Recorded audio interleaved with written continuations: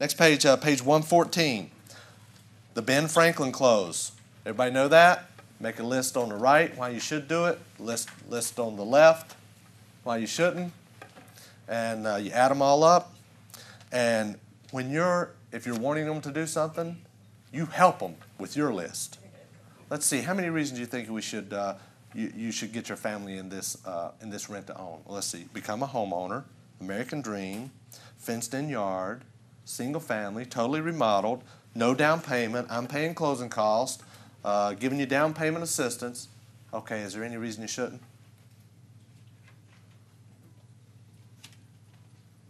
Don't help them out, okay? Okay.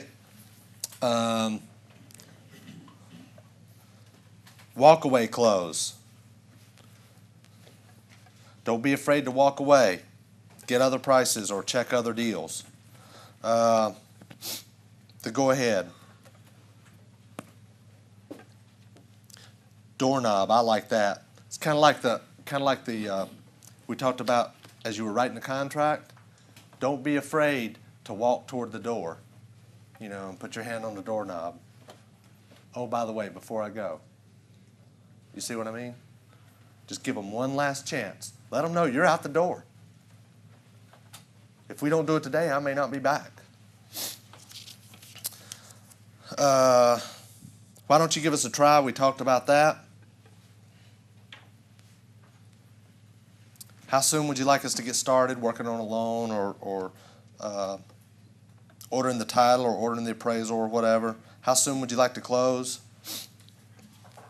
I like this little line. Either this is a good idea and we should go ahead, or it's not and we should forget it. In other words, what's it going to be? Time to fish or cut bait, right? Yeah. This is a really good line. How far apart are we? How far apart are we? That's a good line. How far apart are we? Man, use that one. Put a star beside it. Here's a few more that I wrote down. If you have an objection about something, I hear what you're saying. I'd like to accept your offer, but I just really need to close next week or by Friday. I really need to close by Friday.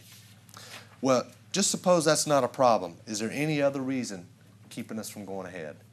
Is there any other reason? They give you an objection. Is there any other reason keeping you from going ahead?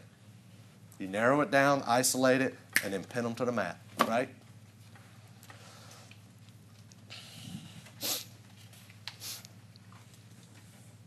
We had a lady one time, we bought a house, and the lady's whole problem, she'd lived there for 15 or so years, and it was actually a condo in River Hills.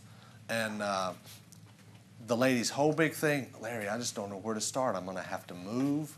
I don't know. I don't have anybody to help me move. Just suppose that's not a problem. Is there any other reason keeping you from selling us your house? Well, no. I just don't know. I don't have anybody to help me. I don't know of a truck or anything. If we can take care of that for you, will you take it? Well, what do you mean? How about if we hire some movers to come out here and move you? 2 men in a truck. $750 for the day. We bought the house. It was actually a condo. We bought it right there on the spot. And it was a deal. It was a deal. 4-bedroom condo. Okay. Does anyone know the multiple offer strategy when you're working with a for sale by owner? Here's what I can do. I can give you $25,000 cash, or it's not in the book.